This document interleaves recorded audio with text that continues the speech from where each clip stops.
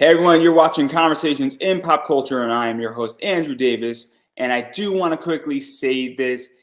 If you like something, whether that is my show or my guests' comics or even Disney, you need to actually financially support that and put your money where your mouth is and go out and support those things because they do not get made without your support. So I personally don't care what you support, but you should support what you like. Having said that, though, I do not want to bore everybody with my sponsors. They are down in the description below of some cool stuff. So go check that out if you would like to support me in this show. But without further ado, I have with me comic creators Tim Radecki and Mike Dean, who I'm meeting for the first time. So welcome back, Tim, and obviously Mike, welcome to the show. Hey, Andrew, thanks for having us back. That's great. Good seeing you again. Good to be here. Yeah, no, I'm excited because I like your comic. I think your comic is funny, and it's a lot of stuff, and it is super bud, and it is a fun book about marijuana, weed, superheroes, all sorts of fun stuff. You have, I believe, 3 issues out so far. And so what is the basic premise for those who are hearing about this book for the first time, coming across it, checking it out, and all that fun stuff for people who have no idea what this book is about? Yeah, so it's about a strain of marijuana that gives people superpowers. So it starts getting passed around in this small town, and everybody that smokes it or inhales it or comes across it in some kind of way just starts developing different superpowers. Our main character is Danny. He's kind of like your lovable slacker stoner. And his dream is to be a superhero. So when he gets superpowers, that's naturally his instinct is to become a superhero. So he's trying to fight crime while everybody else in the town are starting to use it for their own personal gain. So a lot of them are trying to look for financial gain or respect or anything they can get from it. Yeah, no, it's super interesting because obviously a lot is going on with this book, and it really touches upon a lot of different things. And so, where did even the premise of this come from? Because obviously, superheroes have been done before. That's not new, and also people being exposed to things. But to add the weed element and the marijuana element to it, where did that idea come from? Because it is a fun idea. Obviously, it's become less stigmatized in our society in the last, I think, 10 years. I think is a fair assessment. So where did all this even come from? Before we really get into the story and sort of catch everybody up, and hopefully they'll go enjoy it as much as they would enjoy something else. Hint, hint. Yeah. Well, Tim and I mean, obviously Tim and I were always big comic book fans and superhero fans, and we were like taking in a lot of that material at the time that we came up with it. And I think I was speculating something with just like, oh, like let's say, this medical marijuana thing actually catches on and becomes like as profitable as it now is. What would happen if like big pharma got involved and they started, maybe trying to make very specific strains to do specific things like treat illnesses like Parkinson's or cancer, and like what would some of those side effects maybe be and what could maybe come of that. And once I started talking about it more with Tim, it just like all these ideas came out of it, and there's just like endless possibilities for where it can go. And obviously we saw it as like a superhero or more comic book based type of story, and we kind of found a few different like parallels that we really liked for it. One was obviously like X-Men, and then also, we'd both been fans of the NBC show Heroes when that was coming out, and we kind of liked how all those characters in that show are primarily gray. No one is like black or white hero villain for the most part, and we liked that as kind of like that's a little more true to life, that not every character is going to just be like, oh, I have powers, I'm a superhero now, this is my new job. Yeah, no, it's really interesting how that even came about. And obviously, I read your book and I took more of a liking to it of the Fantastic Four to some degree, where they get exposed to something and those powers occur. And obviously, that weed strain is coming in. And so, what is this like? Because much like the Fantastic Four, I feel like these people in this town didn't choose this power. It was an accident. They really weren't supposed to get it. And obviously, some people are using this stuff and getting it for their own use. And then other people are using it to treat their stuff. And so, what was this like really creating this? Because while your main focus is Danny, and Danny is a really interesting character, there are other consequences that ensue. So what was this like? Because I feel like there's really the town story going on, there's Danny's story going on, and then there's some other stuff going on. So what was that like really creating Danny? Because he's front and center, I feel. Yeah, First and that's a really great point too to bring up the Fantastic Four. I never really thought about that, but you're right. The way that they get exposed to it, and they don't plan for that, and each one of their bodies react to it differently, and they develop different powers, much like our characters. And similarly, I think Fantastic Four was one of the first books to really focus on those characters as people versus just the heroes. Where, like, if you think about the original Stan Lee comic versus what was going on at DC at the time, DCs were very much just Superman was Superman, Batman was Batman, Wonder Woman was Wonder Woman. But with the Fantastic Four, we got to see what like Johnny Storm was like day to day, and he's dealing with like school issues, and Reed and Sue are having like their marital things going on, and Ben's always like stuck in this clay form that's really like a hindrance to his personal life, and his temper that flares up with Johnny. So you got more of their characters coming through, and that's something that I think we also tried to pull on with Superbud. And then back to Danny, I think for us it was like, okay, let's start out with a character who would want to be a superhero, and that was kind of the impetus for that idea. Was Danny is a guy who loves comic books. He grows up reading them. He watches all the superhero cartoons and the movies. So naturally for him, in his sort of like stinted adolescent phase, he wants to be a superhero. Where everybody else in the town, it's a more serious issue for them. Kind of like you were hinting at, somebody who did not want this. It's a serious issue for them.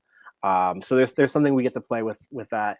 Each issue we try to introduce one new character to the storyline and how they are affected by the superpowers. So by issue 5, we'll have 5 main characters that are all getting different superpowers, or groups of them. And we'll also focus on 2 other characters, Tyrone and Chill. They're kind of like the counter to Danny. So we introduce them in issue 1. They're sort of like gang members. They're low in the totem pole in their gang. And the story kind of becomes, the B story anyway, becomes their rise to power once they get the superpower from Superbud. Yeah, and let's even go further into this, because this is what gets so interesting, because Danny is 20 years old.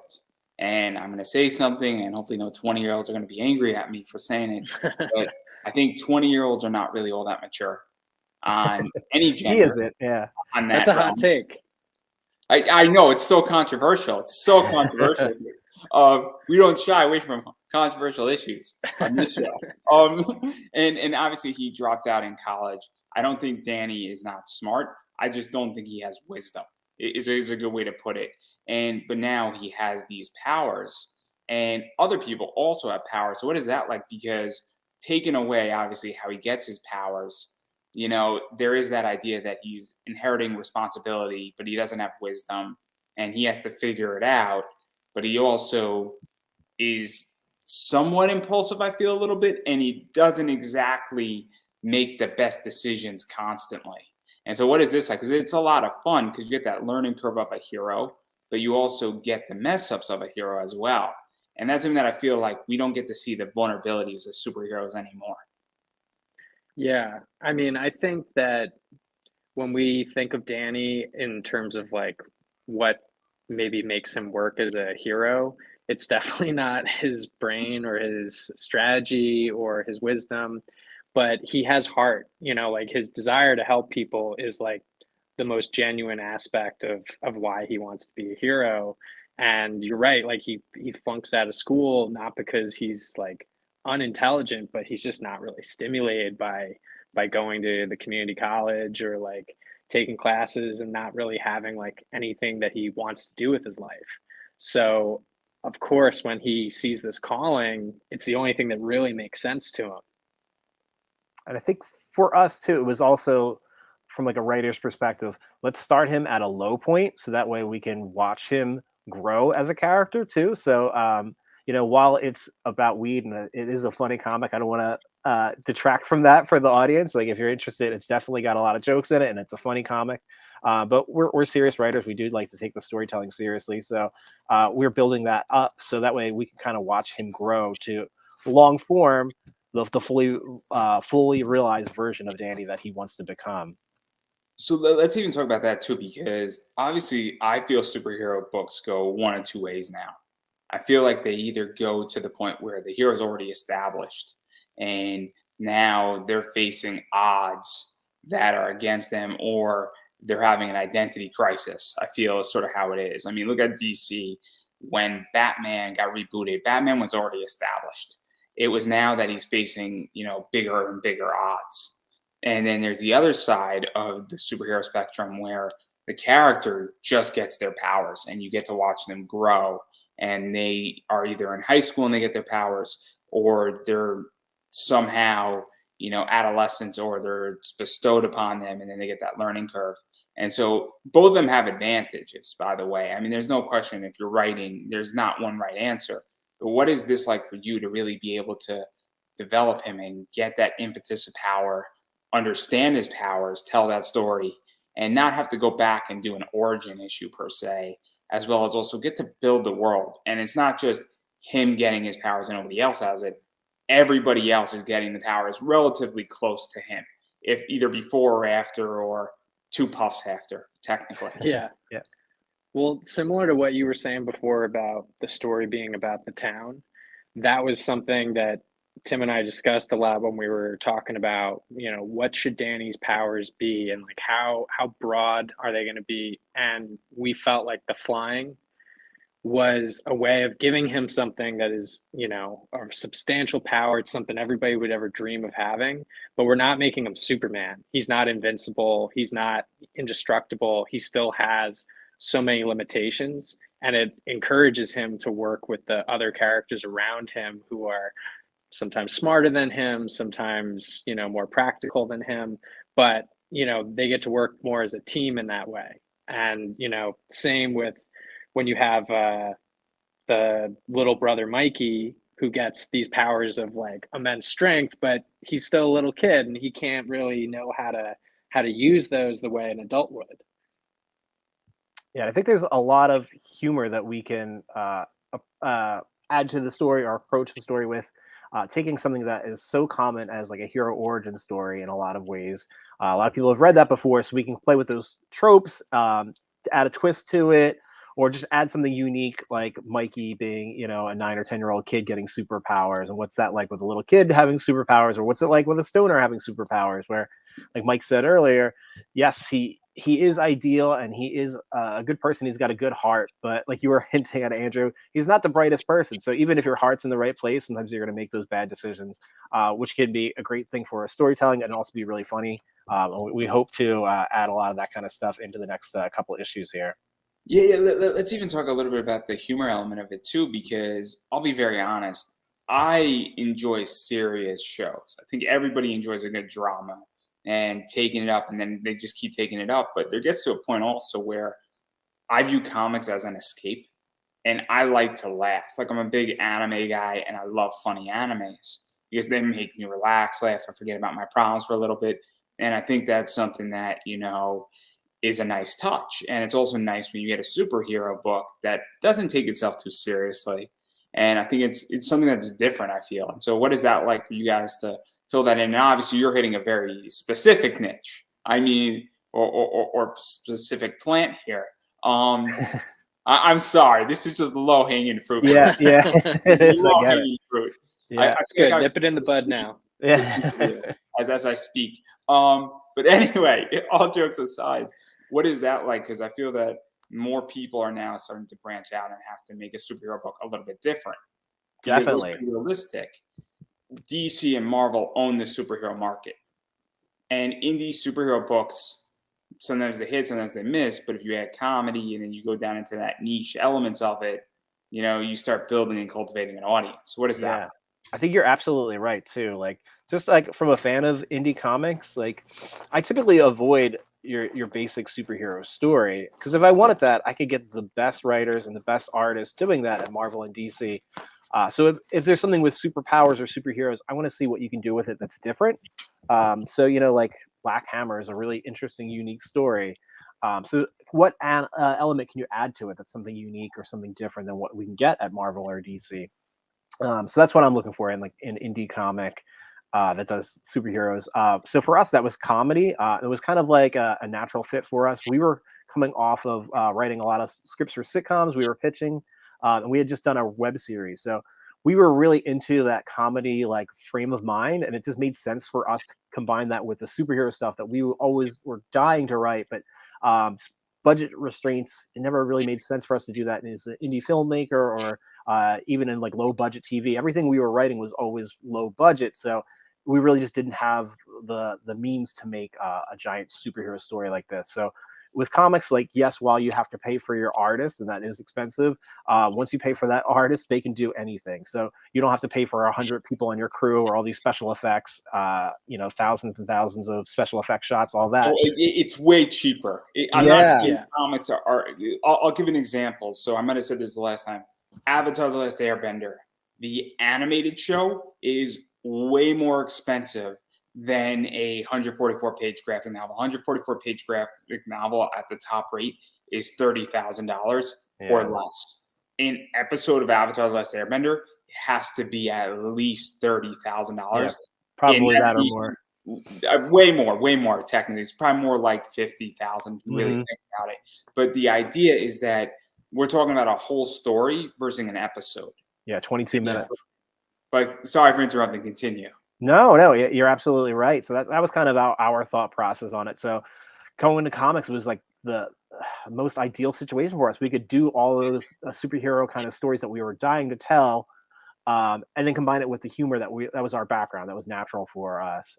But what's interesting is there's not a lot of humor comics anymore. It was definitely like one of the top genres back in the day, but not a whole lot of like indie comics are humor. So we are in a little bit of a niche, which is great because you can separate you, but then there's also not a lot to compare it to, or people are going, I don't know about that. Like, do I really want to take a risk on that? And luckily people have received it really well. Like one of the biggest compliments we get all the time is like, oh, it's actually funny, or it's funnier than I thought it would be. I'm like, okay, great. So it does mean that they didn't think it was going to be funny to begin with, but it's funnier than they thought. So I'll take that. I actually think that what you said before, Tim, about it being natural to us was the biggest thing, because we never had to like come up with jokes or come up with something funny. We were writing the scripts based on the story, and the jokes just would land as we were writing it, and we'd send drafts back and forth to each other and like respond, be like, oh, I love this joke that you put in, or I love this one. But it was never like, oh, we need a punch up here, we need something to get the audience. Those just flowed. We actually have to cut more jokes than we get to put in. Oh, what a problem you have. What a problem you have. Yeah. But you mentioned something very interesting about humor comics, where obviously I had, some of my friends on, and they write a semi-humor comic before you came on. But I do realize that there is a lack of that, I think, in the market. And so why do you think that people aren't writing humor? Or do you just think that it doesn't sell? Or do you think that people are just not in the mood to write a humor, jokey type book right now because, well, they just don't want to write one? Or is it monetary? Is it funding? Or what do you guys think? Because obviously this, in my opinion, is a superhero funny book. I don't view this book as a drama. No offense. I mean, no, none taken. If you view it as a drama, I'll say it's a drama, but I view it as a comedy. No, we definitely, we definitely recognize that comedy is part of the genre, and it actually is some ways like a hindrance, because whenever you're like mixing genres, I think people get a little bit like, oh, well, which one is it more of? Because that's maybe going to make the difference for them. And I think ours definitely is more a comedy. We've had that discussion of like, hey, what comes first here in the storytelling? Are we trying to like break people's hearts or change people's minds, or are we trying to tell an entertaining, funny story? And we've always come back to like, we want to tell an entertaining, funny story. But it's hard to really comment on like why other people do it. I'm sure part of it is just that it's harder to pitch. Yeah, I think the market will dictate that. So right now, there's not a whole lot of that out there, so people aren't interested in doing it because they're not seeing it. I think once something catches on, there is a little bit of a trend that slowly builds, and then usually it's like a bubble, it'll burst, and then you've hit a peak of too many of that one subgenre of comics, and then it'll kind of swing the other way. But yeah, I feel like not just recently, but for a while, there really hasn't been like a big comedy comic, with a few exceptions. I think like Chip Zdarsky writes really funny stuff, but he's not like nowadays. He's writing Daredevil. He's not even writing comedy books. But We're writing Daredevil now. He's writing Batman.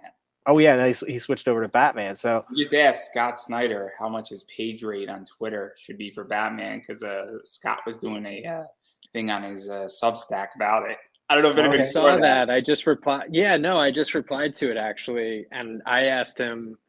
I didn't see if he saw it, but I asked him if he was going to start now in the industry, what would he do differently?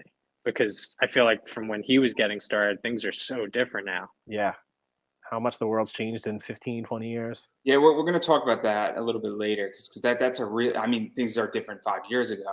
Yeah, Get about 15, 20 years ago, Right. 3 years ago. pre-pandemic versus now, right? I mean, Right. it's insane. This show wouldn't exist 3 years Yeah. ago. But we're going to talk about that, I promise, because it's an interesting topic.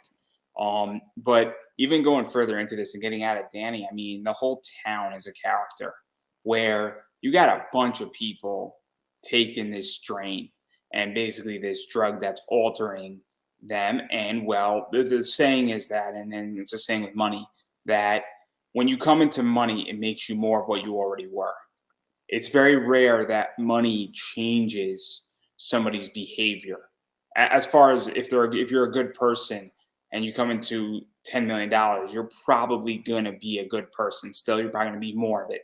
If you're a horrible person and you come into 10 million, you're probably going to be more of a horrible person. It's very rare that money is the changing factor. And so a lot of this, weed, when these people inherit it, it makes them more of what they are, but also it presents a unique problem too, because you have kids taking this and they don't know who they are yet. And so what is that like? I don't know if you got into that point yet, or even if you're going to explore that, but that's a really interesting question because, and also when people don't want something, how do you deal with that too? And I know I'm throwing a few questions at you because I think it's so interesting. No, I think that's a great point. I mean, I think like what's really special to look at in terms of that is you have, as you mentioned, Mikey, who's a young kid, but you also have Walter, who's an old man, and they're at different ends of their life spectrum, both experiencing marijuana and these powers for the first time in their lives. And I think for Walter, it's sort of like it is like a life-changing thing compared to how he did identify with himself for so long. Just in the sense of like the way it makes him now interact differently with his hospice nurse.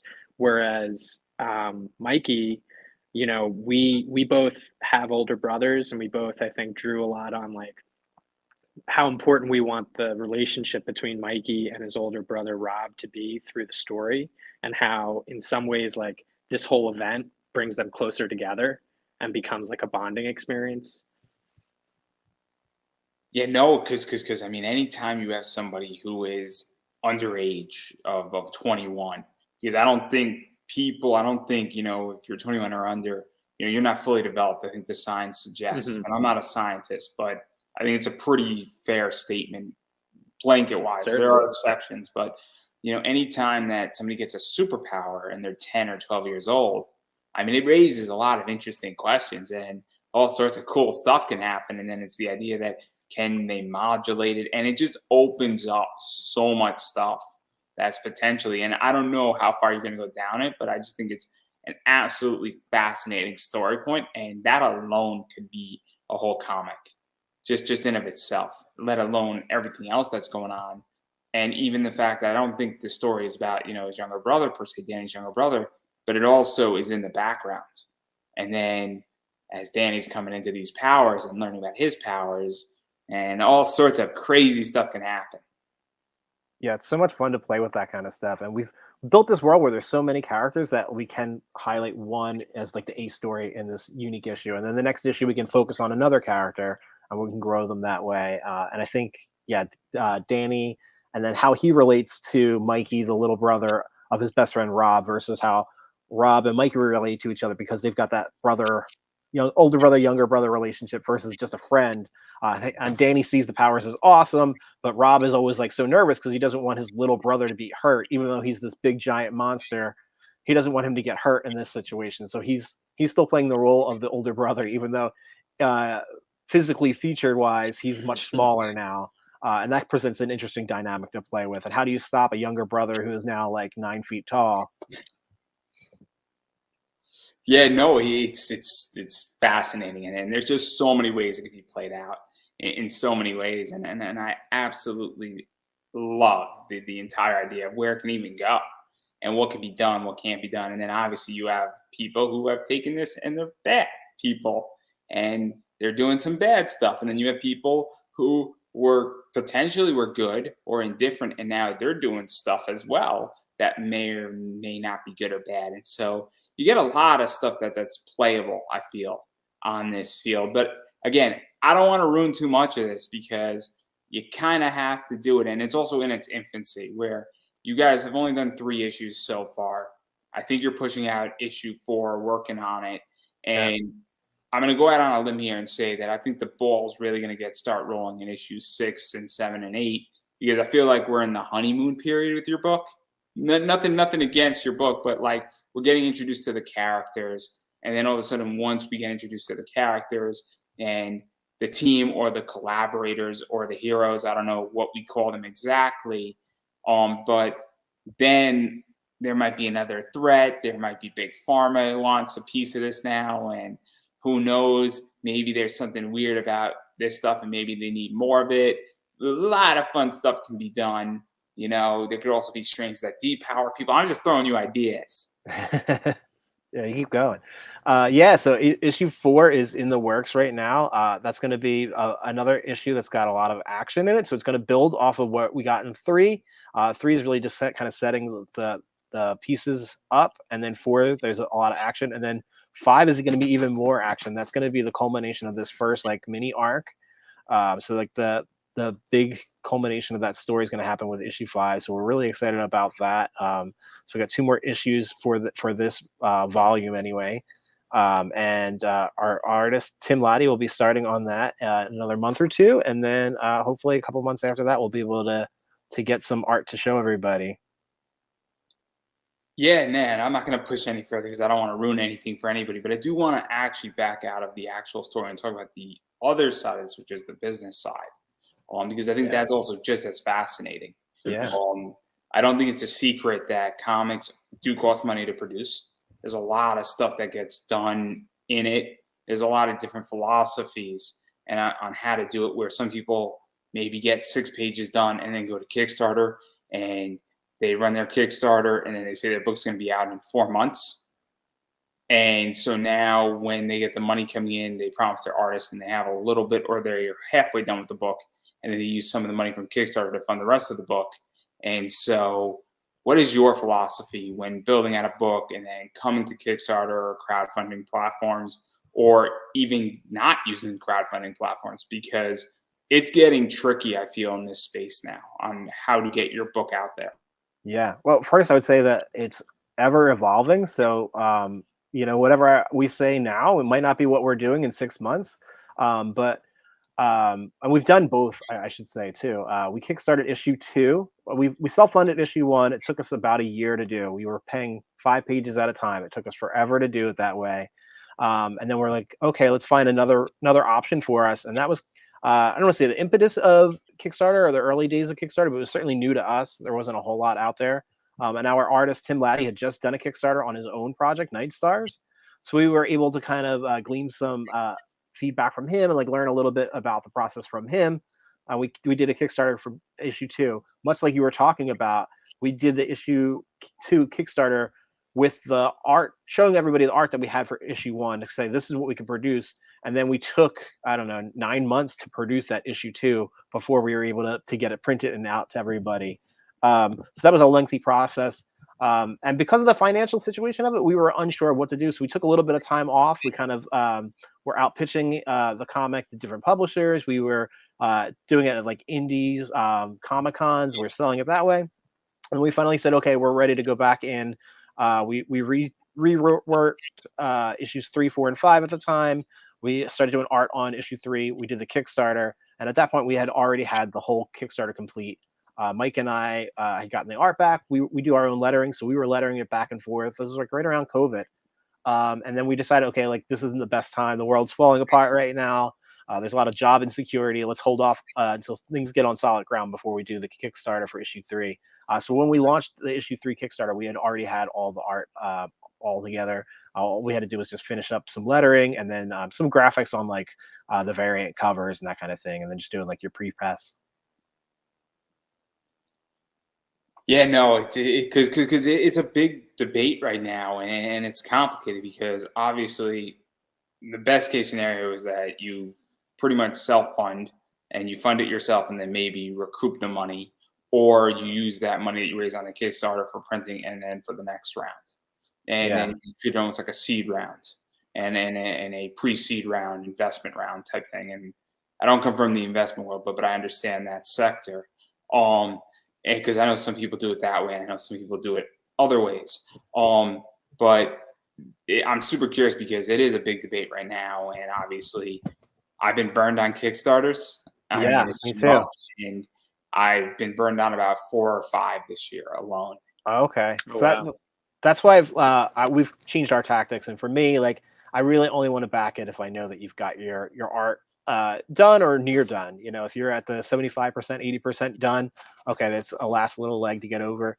But I don't like backing projects that aren't ready to go to print or near ready to print, especially if they don't have interior art. That's something I'm always looking for too, because I think it's easy to get a flashy cover and make something that looks really great, but if you don't have the interior art to back it up, I'm not really interested in your book. And I think for us too, like there's so many snags and things you hit along the way that slow down the process. I don't want to be in a position where we're owing somebody a book that isn't even ready yet, or that we don't have pages back yet, and your artist gets sick or something happens, they blow up and end up on a really big book, and they're not going to be able to complete that. It's hard when it's in somebody else's hands.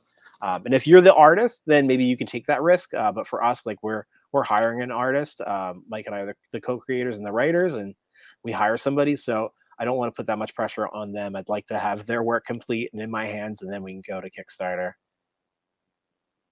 Yeah, no, I mean, it's tricky. It's tricky. And then even going further into this, I mean, one of the things that's also interesting about your book in particular is that obviously you are playing in a very niche realm, which is weed, marijuana, and it's tricky. It's a tricky sector to be in because some people are for it, and some people don't have a problem with it, and some, I would imagine, comic shops and some creators and some other people say, cool, this is a cool book. I get it. It's just a book about this. And then other people are against it and are turned off. And so, what is that like for you to know that you're playing in that space as well? Because I don't know if Kickstarter had a problem with the book. I don't think they did because I think they're pretty open about that stuff. But at the same time, there's, obviously, I guess, a negative view on it that is resistance to some degree. So what is that like for you? Because there's going to be people who are just naturally turned off. We've never had issues with Kickstarter. In fact, our first run, we were a staff pick by them by, I don't know, like 5 days into the campaign. We have definitely run into it though, where we go to talk to a publisher, and before we can even finish the elevator pitch, they're like, "I'm sorry, that this just isn't going to vibe with us because part of our line markets to kids, and we wouldn't feel comfortable having this as part of It's our not your overall book. collection." It's not your book. It's the idea that there's nothing wrong with your book. There's nothing wrong with the art. It's just that it jeopardizes the other side of the business. Hmm. And so, And and this is where I'm going to is that even with, I would imagine, a comic shop, I don't know if you've tried to approach comic shops or even retail packages, but what has that been like? Because I would imagine that some comic shops don't give a damn, but I would imagine that also some do. And they're like, look, I am an adult shop, I'm a kid friendly shop, and I don't carry a nude cover from Zenoscope, and I don't want to carry this, even though there's nothing wrong with this. It is decriminalized, but I don't want 7-year-old Johnny walking with mommy, and then mom is freaked out that there's a weed book on the shelf because she's not coming back with Johnny. And I don't know like how you deal with that or even what that's been like, if that's come up, because from a publishing side, I understand it, but how has that been on the comic shop side? Because I think that's something that creators actually need to be aware of, that depending on what's in your book or what you have on your covers, it can be affecting where you can even sell it. That's a really great point. Something I wish we knew 10 years ago when we were getting into this. Andrew, where were you then? Could have used your advice. I was doing this 10 years ago, guys. I've been around forever. And nobody knows this, but I've been around for almost 10 years, and it's crazy. And but anyway, continue. But yeah, like we've been fortunate. All the comic shops that we've had our books in have been really cool about it. There's a lot of really great shops here in Philly that have supported us. So really awesome there. But I definitely see that. We get that at the Comic Con. Sometimes like somebody's walking by and they see it and then they like kind of like frown, or you can tell just like by their body language they're not interested. And if it's not a book for you, it's not a book for you. I do hope that people will check it out because like we were saying earlier, it is genuinely a funny book. There is a lot of serious storytelling. And I kind of get like, if your personal view does it, you don't like marijuana, that's cool. And I also get like not liking a lot of that stuff because stoner stuff tends to not be funny. So I would think I would come to it with that same kind of I don't know, like hesitancy to getting into it because a lot of the other stuff isn't as good. But I think this can go above a lot of that kind of stuff with the style of humor or the storytelling in general. But yeah, sometimes it also really connects with somebody from like, you can see them walking down the aisle in the con, and they see it and they're like, wait, they can put two and two together, and you're like, okay, that's going to be our customer right there. They're already excited, and they didn't even walk up to hear the pitch yet. I think that's actually part of what's so rewarding about when somebody comes back and they read the comic and they go, wow, it was so much better than I even expected based on the cover or the premise, or it was so much funnier than I thought. I think maybe offhand you might see the cover or the title and assume that it's like just a giant stoner joke, like for 22 pages, but there's really nothing about the comic that is like pro marijuana consumption, despite the premise. Just like there's nothing about Spider-Man that's like pushing a pro spider agenda. It's just part of the premise. It's like, it's not, the story is still about other characters, and it's about human beings ultimately. No. I mean, I get it, but again, it's the idea that if you have a book called Super Buds, obviously there's going to be people that are like, oh, that's a brilliant idea, and then there's people who are not, and then it just raises issues because I'll be very honest. I mean, I run and I'm getting into retail, and I don't know if I am going to pick up a retail package if you would offer it. And the only reason why is that I don't know eBay's rules on this. I don't know how it's going to jeopardize, my eBay store. There's a reason why I don't carry Z-rated covers from Zenoscope, which are nude covers, because I don't know how that is going to get flagged on eBay, because I've heard stories from people who have had their eBay accounts suspended for a week because they mislabeled it. And then I've heard people who have never had a problem. And so it becomes a real issue in my world where I'm like, okay, is this thing going to get flagged? And so that's my whole thing. That's just how I think as a retailer. And somebody who sells a lot on eBay and stuff, it's always a concern.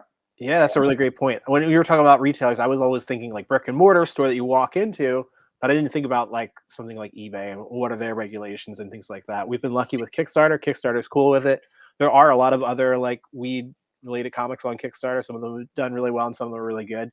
But yeah, I don't know. I would have to, maybe we can test it out. We'll put something on eBay and see if it gets flagged or not. Because and even in a comic shop, I mean, it's the idea that I never ever, if I create a comic, want to invite a reason for a comic shop to get nailed. And I don't think that, I think it's a hard argument because I'm a free speech guy, but even still, even the potential, it just creates a whole big problem. And that's one of the things. But it is interesting though, because the other side of where you could sell, and I think you've been trying to do it from, if I remember correctly, is get into, vape shops and other places like that, and other areas that I guess are, weed friendly areas, for lack of a better word. And so what has that been like? Because let's be realistic here. If somebody is smoking, they are a very warm customer per se. Yeah. I don't mean warm as in like obviously they're inhaling something hot into their lungs. I mean like a very, susceptible customer. I want to make that crystal clear for everybody watching. Definitely. Open for sure. I mean, sometimes we can tell when people come up to the table that they're feeling particularly warm at that time. Um, Mostly, so we don't sell anything through dispensaries. I don't even know if like legally we could, Yeah. but we do promotional stuff sometimes, like just leave postcards that maybe have like a free issue code or something like that.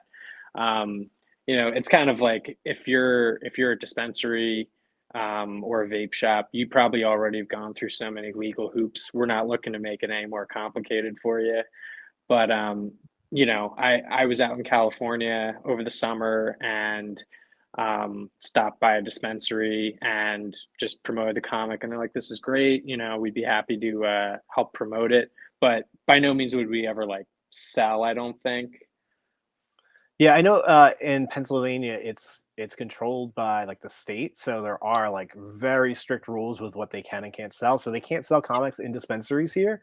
But like you're talking about like an old school head shop, that's definitely an area where might be able to promote it, see if they'd be interested. It's There's something a that's like a new lot of demographic. stuff that sells things, and a lot of weird shops. Yeah, we were So trying for years to get into Spencer's Gifts. So if anybody from Spencer's Gifts watches this YouTube, that's a dirty word. That's a dirty word. I don't hit know us how, up. how much you know about what happened with Spencer's and comics in the last 2 years, but No, I don't know anything. there was a big thing that was like a $27,000 expenditure with 9 creators. That was like a scam, and they printed like Wow. 2,000 books. It's a big issue. It's a big story. I mean, it's been well documented. It's complicated, and there are no winners and there are no losers. It is a disaster. Wow. I Um, want to look into I that. didn't hear. That's awful. Yeah, it, definitely it gotta was check in it out. indies too. I mean, it's bad. I mean, if you just type in Spencer's comic indie, it'll come up. Okay, I'll But check that out. it's a super complicated issue. Everybody in comics who knows, and it's not that hard to find. But to even go further into this, and obviously, I do want to talk about comics beyond just your book a little bit. Um, and obviously, I'm going to recommend, if you like, superhero stories and all that fun stuff, or if you like weed or you like something different, check out the book at the very least. There's a link in the description up above, down below, or to the side. I forget exactly where it is, but if you like that. But I do want to talk about the business of comics, as I said, we were going to table it. But you have been doing this for a while in indie comics and sitcom writing and pitching and all that stuff and web series development. So I am curious how you feel the business has changed in comics, because a lot has happened in the last 20 years in comics. A lot has happened in the last 3, more so than anything else. I think the most change in comics has happened in the last 3. I think some changes are good and some changes are bad. And so, how do you guys feel that the industry has changed, and even where do you think it's going? Because I think it is a very, very interesting time we're living in, and even Yeah, how I it's evolved. I think time will tell. Right now, it's so chaotic in a way that it's hard to know where things are going to land. I think it's really awesome that there is growth in crowdfunding platforms that we've seen over the last few years. Really gives the average person an opportunity to become a comic creator, where there were gatekeepers before and you had to break in by submitting to a publisher and hoping that publisher will get out there. Now anybody can make a comic and get it onto Kickstarter. As long as you meet the basic criteria, you can get it out there. And then it's like true democracy. If people like it, they will spend their money on it, and then it's just up to you to fulfill it and make sure that you can live up to what you've promised. So that's really exciting. So I love the fact that creators from all over the world can get involved with that. There's really like no gatekeeping in that sense any longer. Anybody can make a comic. But at the same time, we've seen a lot of issues with the distribution side, with going on with Diamond, and then just like struggles with COVID that was happening. There's a lot of changes. People are leaving Diamond, like Marvel left Diamond. I was just reading Dark Horse, I think, was leaving Diamond. Just announced that. So there's a lot of chaos there, and then like there's been the rise of a Substack, which is I think also came out of like COVID, and creators were looking for new avenues, and that's really awesome. You can see a lot of like the big top writers and artists are flocking there, and they've been able to eliminate like the third person involved. They can get directly to their customer and communicate with them directly, ask them what they want, and deliver that. So I think that's really exciting. But it'll be interesting to see where it goes in the next 3 years, to see where that is, or the next 10 years even. What do you think, Mike? I don't know. I agree. I mean, honestly, I feel like over the last couple years, you've been the one who's filling me in on a lot of this kind of stuff that's been going on with the industry. I feel like 10 years ago, I was constantly up to date on this, and I was reading every title I could get my hands on, and we were always talking about, the big five versus, the smaller indie labels, and it's just so different now. I mean, we haven't been to Comic-Con since before COVID, and that used to be such like a huge thing just to even be like, oh, we're gonna do promotions here. We're gonna, do man on the street interviews to promote the comic. And so many of our creator friends, like that's one of their biggest ways of making income to support their work. So not being able to do that for 2 years straight was huge for a lot of people. I Yeah. agree. The crowdfunding is definitely, seems like that is going to be something that is here to stay. I don't know if it's going to continue to be the avenue that all the big creators go for, but I appreciate that you get to see someone like Scott Snyder, who can work pretty much anywhere he wants, still doing, an indie crowdfunded comic book for ones that he wants to, pursue on his own terms, and not really have to necessarily go the route of working with DC or Marvel.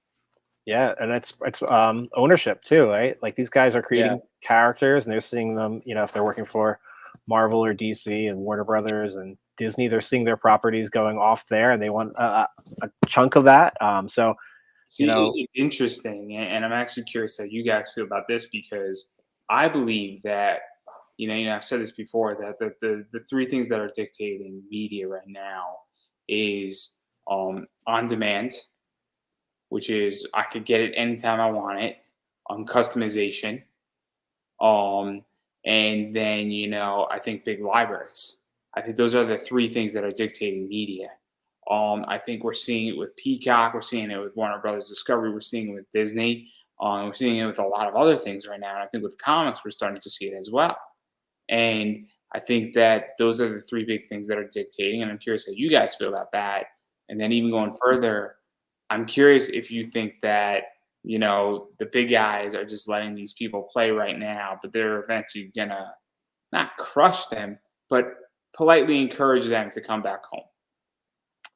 yeah, well, they definitely have a plan that I'm sure they're all sitting around a boardroom right now coming up with, probably several plans. But it'll be interesting to see what that is. But I think you're right. Like the subscription based model is going to be the way of the future.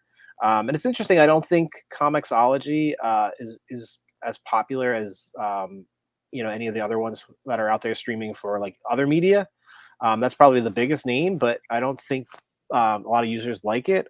So it's going to be interesting how they have to adapt it to catch their audience. I think people also like to have physical comic books, which is different than streaming. Like we've all adapted to not having CDs or not having a DVD or a Blu-ray. Like we can stream those things, but there's something about a comic that people do like the tangible nature of it. I think out of convenience, a digital comic is great, but I don't think it's quite the same as a physical copy that you can read. So I've had a let lot me, of let me ask you a question about that, and then you obviously, Mike, you could answer whatever you want to answer. But do you also think though that, because I love Comixology, I love it because it's cheap. It's $6.37 a month, Yeah. and when I'm reading 50 issues a month, I can't beat that price point.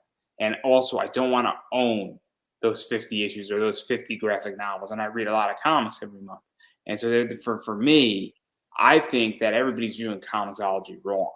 I think people are viewing comicsology as a reading experience and trying to compare it to indie comics. I view it as a library access point of things that I want to read, but I don't want to buy.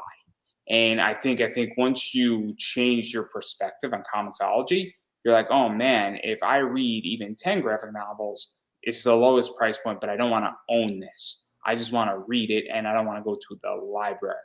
That's how I view comicsology. I view comicsology as the library just on my iPad.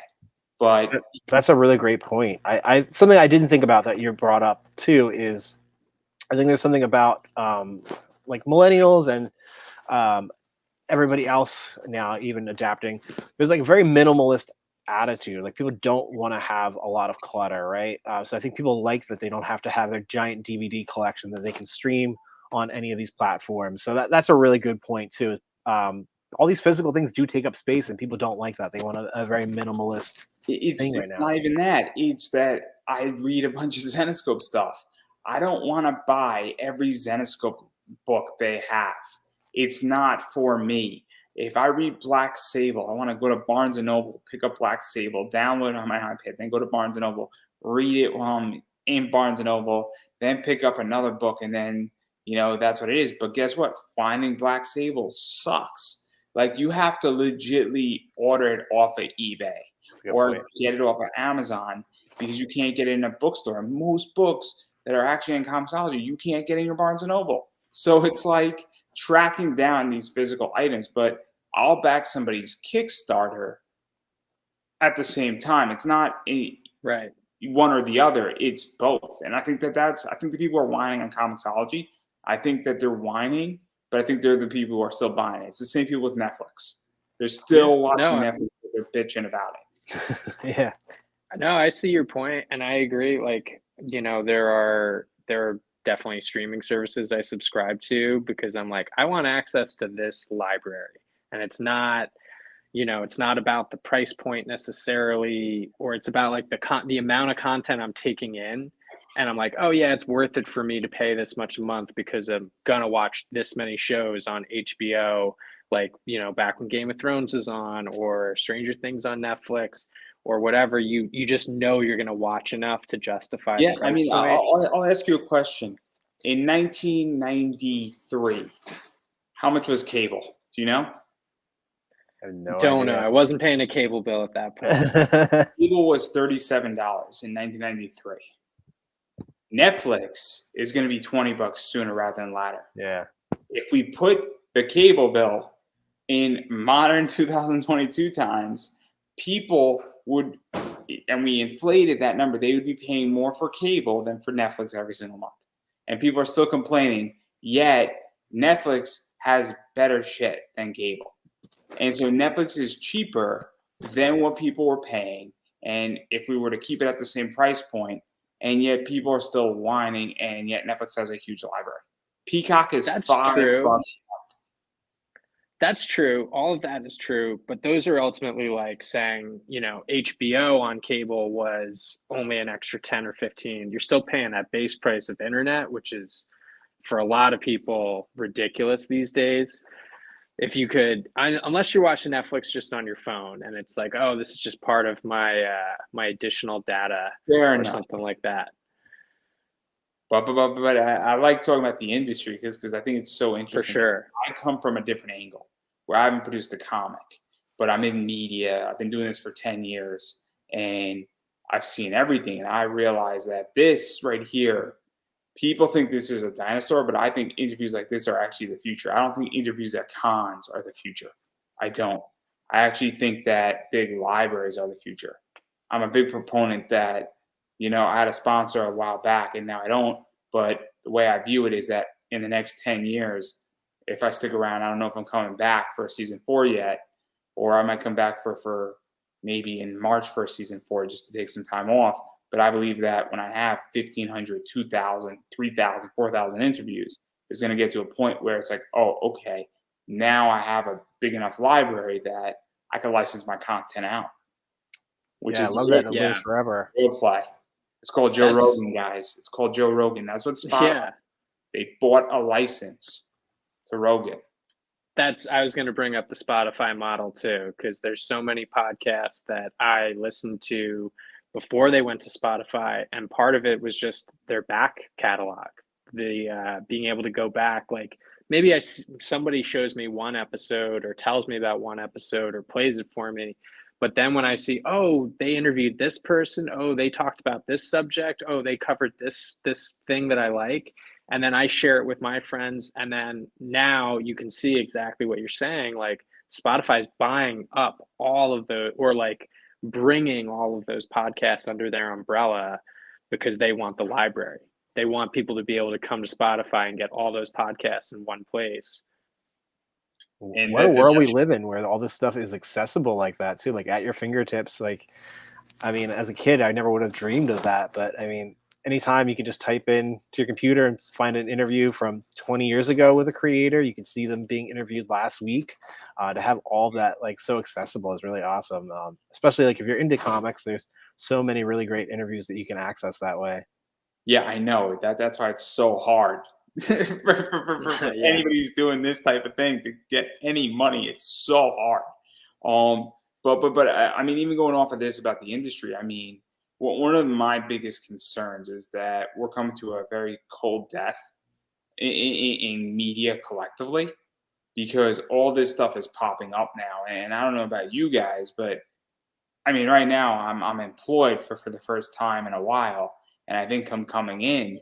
But even with that, I only have so much money I could spend on comics, and there's a lot of great products, and I'm very curious. And it's not just comics. I mean, you're competing against Peacock. You're competing against this show Yeah. technically for space and time and money per se, and everything is competing against everything. I mean, I compete against the NFL, both in time and a bunch of other stuff. I'm not saying I'm taking on the NFL right now, but I think my point is that, what is that like for you guys and how do you guys feel about that? Because when there is so much content out there, how do you stand out? I think it's one of the biggest problems in comics beyond cash flow.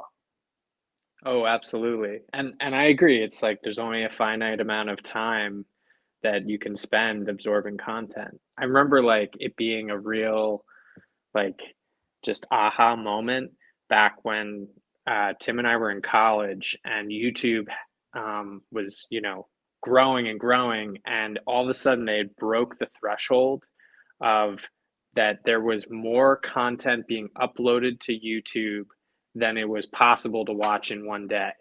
And like that change of like you can't absorb everything. It's impossible at this point. So now you are being forced to choose what's the content you want to take in. And that's just on YouTube. Like you said, there's thousands and thousands of other channels and forms of medium that are different art mediums that you can go into, or not even just art.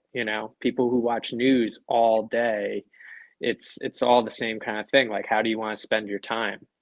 I think when you come to marketing stuff like that, you have to try to be creative. We've definitely tried to use creative ways to market Superbud or to market our other things that we pitch.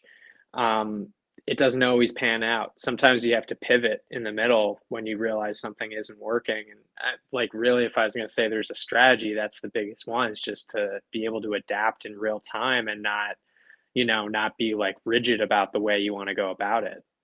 I think like the one thing that we have and other indie creators versus like a big giant conglomerate is that personal connection and that personal touch. So like connecting with your audience and making sure that they understand that like this is a passion project. We're not getting paid from doing this. This is something we do for fun. And then bringing that passion to them and letting them know that like, this is why.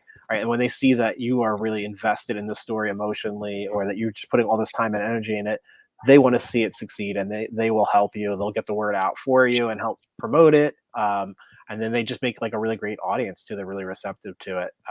So how do you do that on like a digital thing is the big challenge for us, especially since we haven't been in cons, because it is easier to make that personal connection when you're face to face with somebody at a convention versus like through Kickstarter.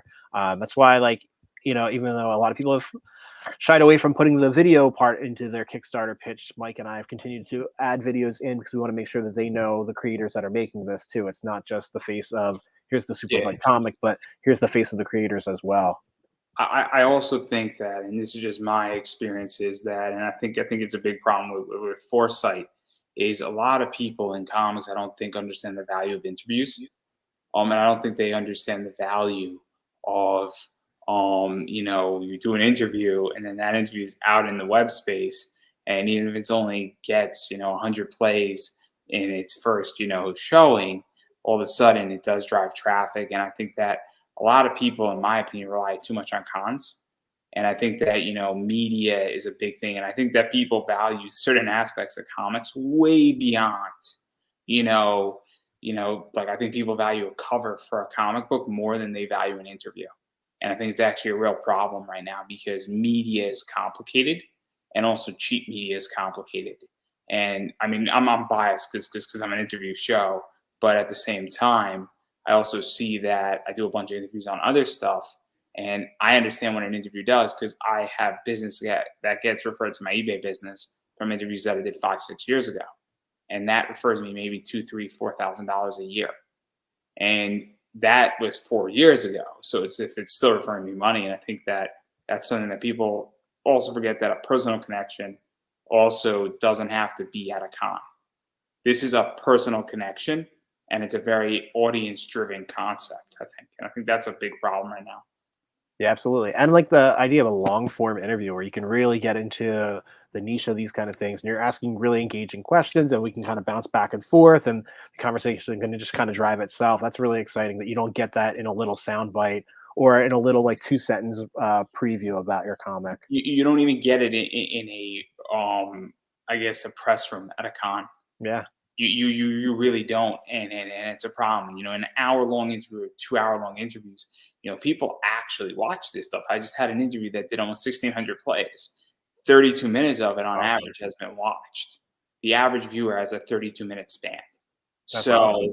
that's the idea that whoever's book that is, it's my friend Sam Carter's book, Final Boy. They want to know what this story is, and Yeah. they're either going to be convinced or not convinced to buy it. They're gonna be swayed one way or the other. Now, that's up to them, that's up to him, that's up to me, and that's up to everybody. But I think that's something that people don't understand is that for the next, I guess, however long is up there, I mean, it's probably gonna be up there for another 10 years minimum. That is now a gigantic ad. And I think a lot of people in comics don't have the foresight to understand that spending an hour and a half doing an interview can pay off dividends for 10, 20, 30 years. Yeah, you're absolutely right. And to your point, like you get somebody to come back 10 years later and they find that thing and then they're still interested 10 years later and you've got that product ready for them. That's great. And all the people in between watching that for that many years. Yeah. It's super, super complicated. I don't think it's complicated. I just think that a lot of people in comics don't have foresight. I Yeah, think that, we're excited. and I think unfortunately people in comics are managing so much shit that they don't handle the business stuff. Like I haven't written a comic. I run an eBay business. I obviously have a day job. I run another business, and I think that's something that people have to really figure out in comics. And I know because my Kickstarter destroyed me. It takes a lot out It of you takes a too. toll. Oh, no! It destroyed me because people were not receptive to my idea, and Oh, that's what it was. And I funded, but a lot of people talk shit about me, but they're all wrong. There you This go. is the future. I mean, I basically was asking money to be a guest on my show because I don't have a problem getting guests, and I needed a differentiating factor. And unfortunately, the way I see it, and I got no problem saying this, is that if you pay for a table at a con and you're selling your merch, you know what? You should be paying me too because you're being on a show that's an advertisement for you. Yeah. Or how many people are I paying mean, for it's not a complicated concept. You are legitimately getting an hour to sell your book or your product or you, and it's infinite. It doesn't whine, it doesn't complain, it doesn't bitch, and it goes up there forever, and you can use it however you want. And you're already paying to play, and it's just you don't want to pay to play for this. That's what it comes down to. That's really what it comes down to is that people in comics feel like they're paying to play so much that I'm the last person at the litter, but I might be the most effective. And look, if it's not my show, you should be paying for. You should be paying for somebody else's. If you don't think And a lot of people do. what were we saying? I said, and a lot of people do. There is like a lot of money that is thrown around in terms of that kind of marketing, or like, oh, push me in this direction on this person's show.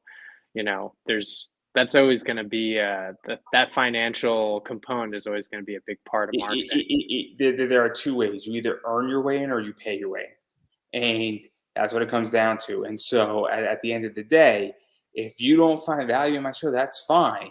But you don't then get to come on my show because my show is exclusive. And that's my point, is that you are paying to play. It's just, what do you want to pay to play in?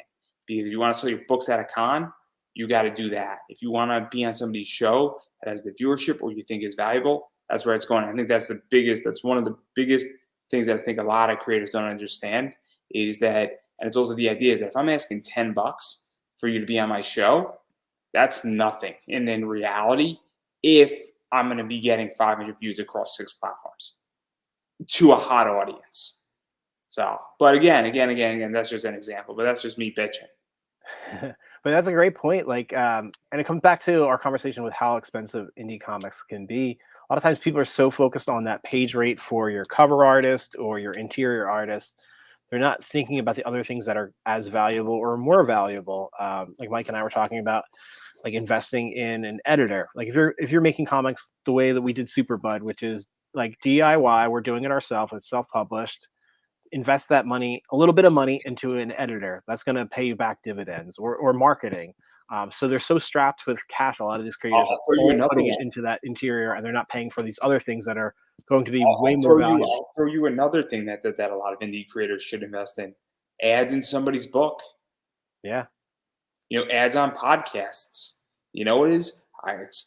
Better yet, send a free copy to a bunch of comic shops. Mm-hmm. All this stuff, or better yet, figure out how to put up posters and then just staple them on a telephone pole. It sounds stupid, it sounds crazy, but you know what is? It works. It works. Mm-hmm. I'll throw you something even crazier. What if somebody did a billboard on the New Jersey Turnpike? We've talked about this before. Yeah.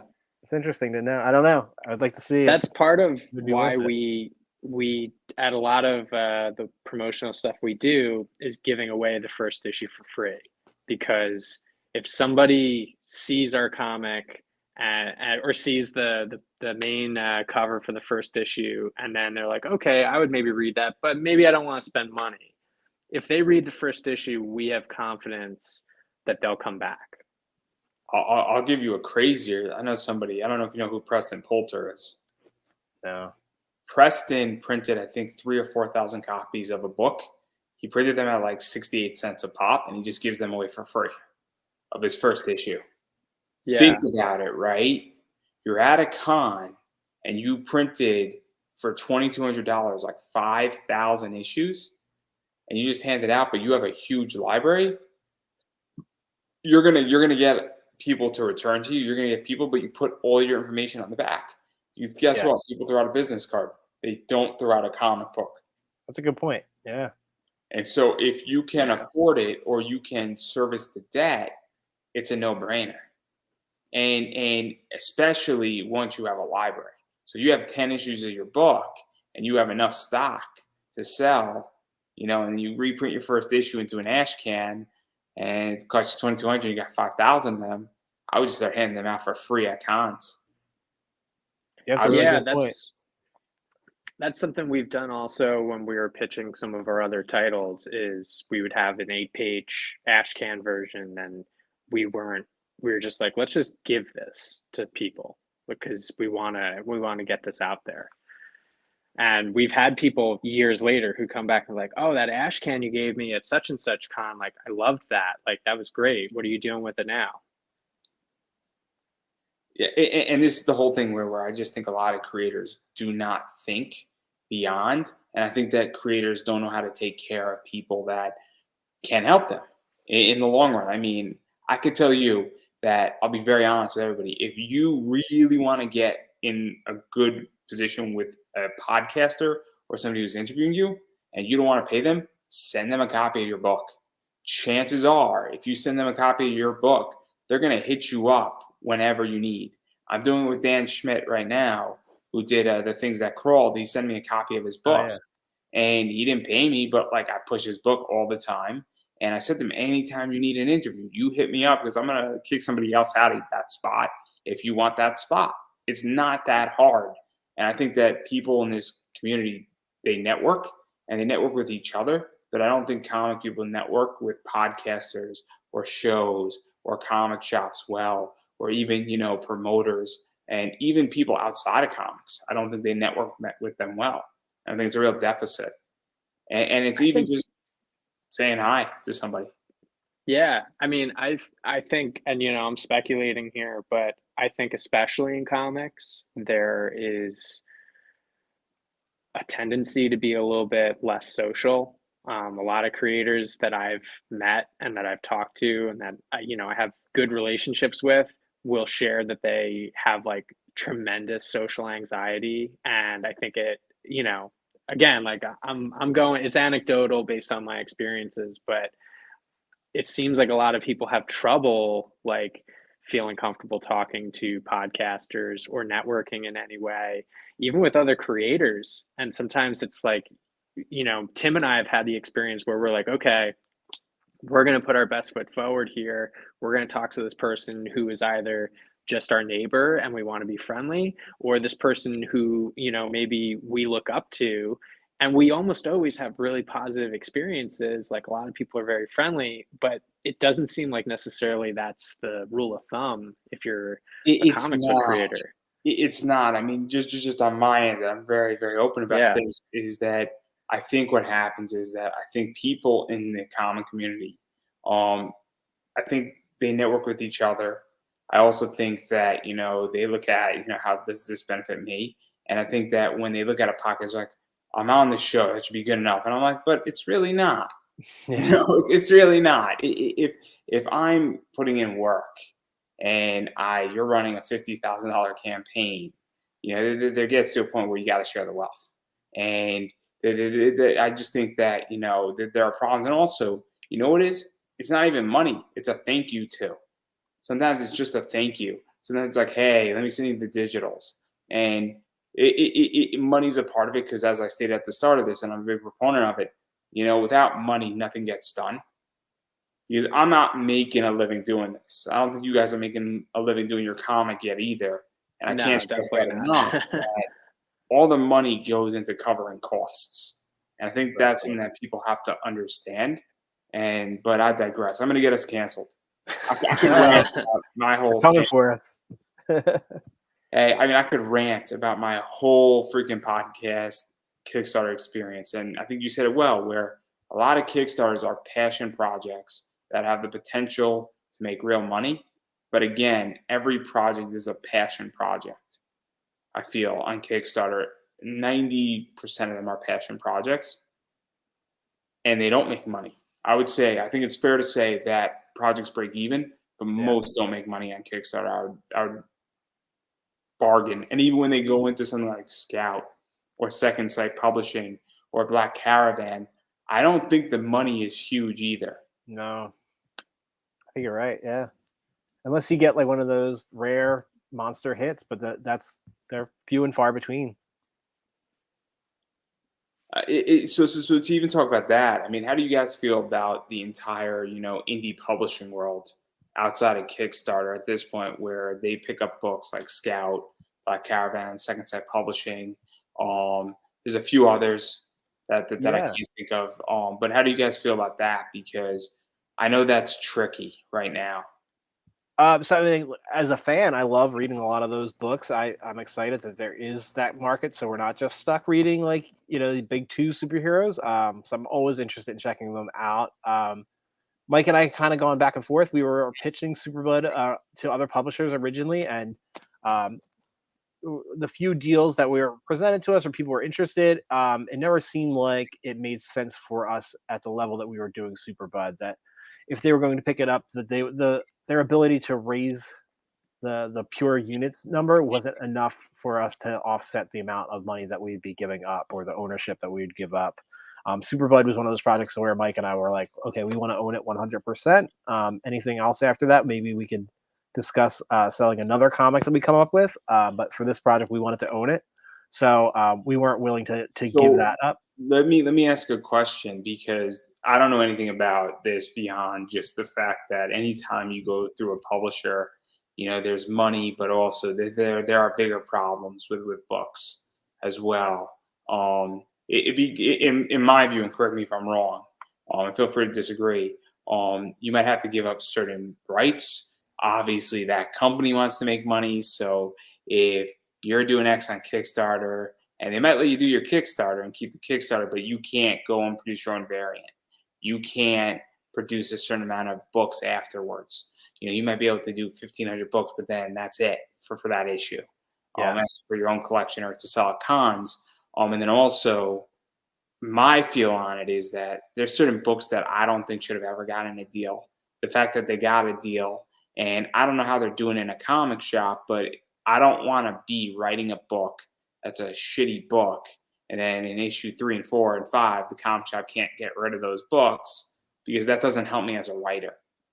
And let's be realistic. I mean, issues 3, 4, and 5 are rough issues to sell. So, I mean, I don't know how you guys feel about that, but I feel like it's a double-edged sword. Definitely. And I think every comic's different. I think Mike and I are talking about with another comic, going to another publisher and seeing if that's a good opportunity for us then. But for Superblood, it was something that we just wanted to be able to do on our own. We could have total control. So we could bring it to Kickstarter, bring it to our audience directly that way. And then the other thing that we didn't talk about was with being the owner is like we have all of the licensing rights. So if we ever want to see an option for another a form of medium, if there's TV rights or movies or something like that, like for adaptations, we always own the rights to that. So that's something else that I think creators have to think about too, is like, what happens in 20 years? Yeah. Let me ask you a question about that too, because I think you mentioned TV rights and TV rights, movie rights, potentially, I guess, novelization. I think one of the biggest things that people don't realize is toys and T-shirts, and there's a whole concept where if you own the right to something, right? So we'll use a video game as an example. What would it have been like if I trademarked the name Rock Band for electronic video games, right? Or if I trademarked the name Guitar Hero before Guitar Hero became big, and I had an indie comic called Guitar Hero, right? And I owned that, and I technically trademarked it for everything, including electronics. I think a lot of people don't realize that. I think TV, in my opinion, and movies are actually not where the money is with certain comics. I think actually, depending on your name, the name itself can be worth way more money than anything else. The name Superbuds can be a big deal, and some weed company could want to pay you like $3 million to license that name. That's a good point. Yeah. And back to the toys too, like Todd McFarlane, look how much money he's made off of McFarlane toys, right? I know there's a new movie coming out, and they made the movie in the 90s, but it's really like the toys that have made his money for him. I mean, George Lucas, Star Wars, he said, you guys can keep this. That was the first one. Take the toys. Yeah. That was the first real big like toy adaptation from a movie that made a ton of money. Made him a lot of money. Yeah. Freaking makes Disney a lot of money right now too. Still going. Think about the cards, Star Wars cards with tops. That's a big deal. I mean, and so I think this is also the other things where creators don't understand that just on a T-shirt level. I mean, I own certain T-shirt rights, and I've only sold like 2 or 3 of them. But the shirt itself, I mean, that has to be worth something. And all of a sudden, gets in front of the right person, and then I now own that thing, and maybe somebody wants to pick up that T-shirt, and they want to buy it right off of me. So that's something that I think creators don't understand either, is that the value might not be so much in television. It might be in what the whole IP is. Yeah. And owning this that is right IP. out of sorry, I was going to say, this is right out of She-Hulk. The latest episode was all about trademark and like licensing. I don't own Disney. I don't own Disney Plus. I don't have time. I don't have time between wrestling, Peacock, Crunchyroll and Netflix, I mean, my content schedule is full. It's full. I love Disney. I know Disney as a shareholder.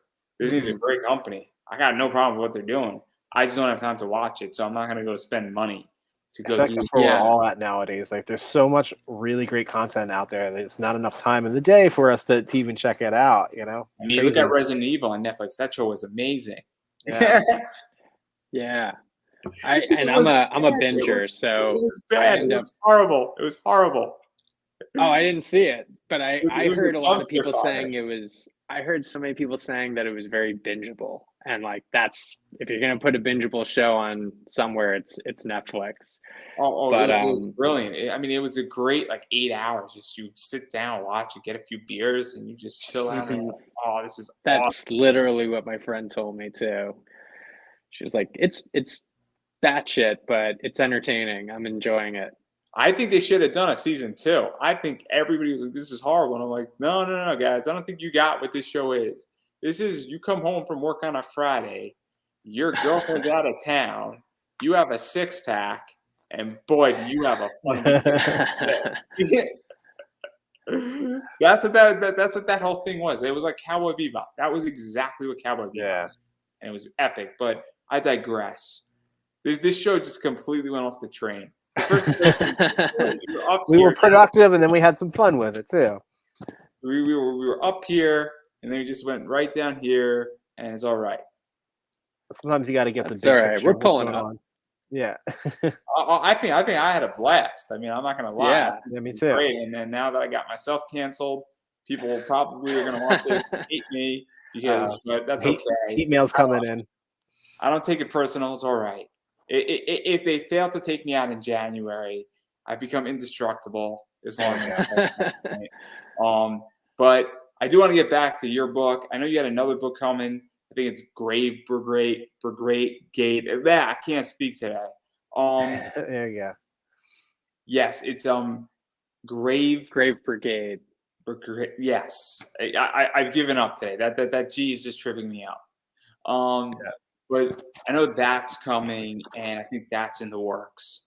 And is that going to be the next book that you're doing? And is it going to be kickstarted, or is it still just being babied, for lack of a better word? So issue 1 is being drawn right now. Looking at the timeline, it's probably going to be ready to be released first. So we'll probably launch that, and then sometime after that, we'll do Superbud issue 4. But yeah, a big change of pace for us. It is a total action comic. It's black and white pulp comic about a group of World War II soldiers that are fighting monsters. They're monster hunters. So it's part of like a secret organization. Their job is to hunt all these monsters. So there's a lot of